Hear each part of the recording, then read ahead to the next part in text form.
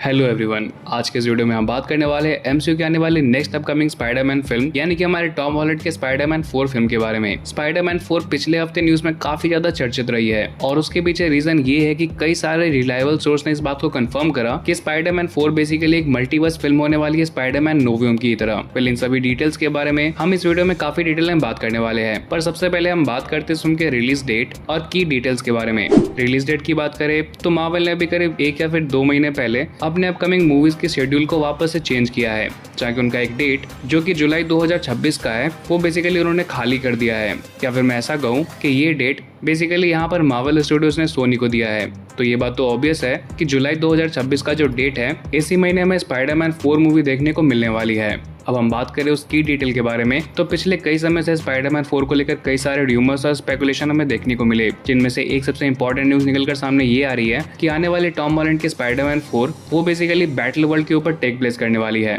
अब अगर आप लोगों ने सीक्रेट वॉर कॉमिक्स पढ़ी है तो आप लोग बैटल वर्ल्ड से वाकिफ होंगे, पर अगर आप लोगों ने नहीं पढ़ी है तो मैं आप लोग को बता दूं कि यहाँ पर बेसिकली हमें कुछ ऐसा देखने को मिलेगा कि एवेंजर्स डूम्सडे के अंदर हमारे रॉबर्ट डाउनी जूनियर के डॉक्टर डूम अपने प्लान में कामयाब होने वाले हैं, जहाँ की वो सारे यूनिवर्स को एक यूनिवर्स में मर्ज करके अपना खुद का एक यूनिवर्स बनाने की कोशिश करेंगे जो कि बैटल वर्ल्ड है, जहाँ की वो राज करना चाहते हैं। अब एग्जैक्टली किस तरह से हमें फिल्म के अंदर देखने को मिलेगा, हमें एमसीयू में किस तरह से देखने को मिलता है, इसके बारे में फिलहाल ज्यादा इन्फॉर्मेशन हमें अब तक देखने को नहीं मिली है। पर यहाँ पर इंपॉर्टेंट ये है कि स्पाइडरमैन 4 बैटल वर्ल्ड के अंदर ही एग्जिस्ट करने वाला है, जिसका मतलब ये है कि इस उनकी जो कहानी है वो ज्यादा कुछ इम्पैक्ट नहीं करने वाली है हमारे टॉम हॉलैंड के स्पाइडरमैन के फ्यूचर के लिए, क्योंकि इसके बाद आने वाली एवेंजर्स सीक्रेट वॉर एक तरह से सब कुछ को बिल्कुल रिबूट कर देगी। जिससे कि सवाल ये भी उठता है कि क्या स्पाइडरमैन नो वे होम के बाद, जहाँ की हमें एक मल्टीवर्स लेवल स्पाइडरमैन मूवी देखने को मिल चुकी है और अलग से स्पाइडरमैन की एक मल्टीवर्स मूवीज की फ्रेंचाइजी यानी कि हमारे इनटू द स्पाइडरवर्स और अक्रॉस द स्पाइडरवर्स फ्रेंचाइजी चल रही है, तो क्या स्पाइडरमैन 4 को वापस से मल्टीवर्स मूवी बनाना जरूरी था? इस बात को लेकर फिलहाल फैंस काफी ज्यादा डिवाइडेड है। खैर इन सभी के बाद हम बात करें फाइनली प्लॉट के बारे में, तो मैंने आप लोग को बता ही दिया कि फिलहाल के लिए जो स्पाइडरमैन 4 का ड्राफ्ट लिखा जा रहा है उसमें स्पाइडरमैन 4 बेसिकली एक मल्टीवर्स मूवी होने वाली है,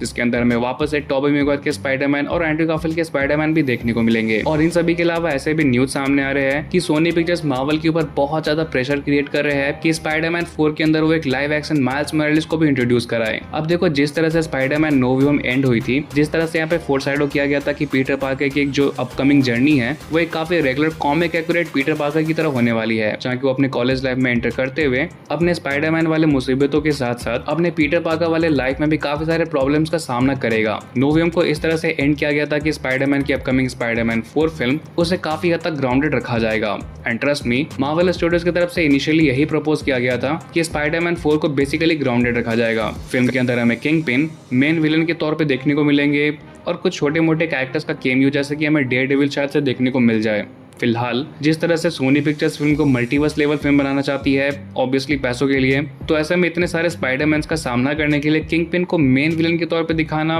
मेरे हिसाब से पॉसिबल नहीं है। और इन सब के बीच हम ये भी नहीं बोल सकते कि सोनी की अब अपनी खुद की वेल एस्टैब्लिश्ड स्पाइडरमैन यूनिवर्स भी बन चुकी है, जहाँ की वेनम, क्रेवेन, मॉर्बियस और पता नहीं कितने सारे कैरेक्टर्स को वो लोग ऑलरेडी इंट्रोड्यूस कर चुके हैं, जो कि फिलहाल किसी भी पॉइंट पर पहुंच नहीं रहे हैं। इवन नो वे होम के एंड में भी हमें वेनम देखने को मिला और अब ऐसे र्यूमर सामने आ रहे हैं कि ये जो पोस्ट क्रेडिट सीन हमें देखने को मिला था स्पाइडरमैन नो वे होम के एंड में, उसका अब कोई मतलब नहीं रहा, क्योंकि ये सीन एमसीयू में एग्जिस्ट नहीं करती है। फिलहाल के लिए तो बस एक र्यूमर ही है, पर हाँ ये जरूर कंफर्म है कि सोनी पिक्चर्स अपने स्पाइडरमैन यूनिवर्स को भी लेकर काफी तेजी के साथ आगे बढ़ने का प्लान कर रहे हैं, जहाँ की एवेंजर्स सीक्रेट वॉर के साथ साथ वो अपने स्पाइडरमैन यूनिवर्स के भी सारे कैरेक्टर्स को एक साथ लाने की कोशिश करेंगे। और एवेंजर्स सीक्रेट वॉर के बाद एक तरह से जितने भी सारे कैरेक्टर्स अब तक हमें देखने को मिल रहे हैं, सभी कैरेक्टर्स को एक सॉफ्ट रिबूट दिया जाएगा। वेल, आपके क्या एक्सपेक्टेशन है स्पाइडरमैन 4 को लेकर, और क्या आप वापस एक स्पाइडरमैन की मल्टीवर्स लेवल फिल्म देखना चाहते हो, या फिर एक ग्राउंडेड नॉर्मल पीटर पार्कर की लाइफ, उसकी जर्नी, उसके प्रॉब्लम्स, वैसे एक फिल्म देखना चाहते हो? नीचे कमेंट करके अपने ओपिनियन बता सकते हो।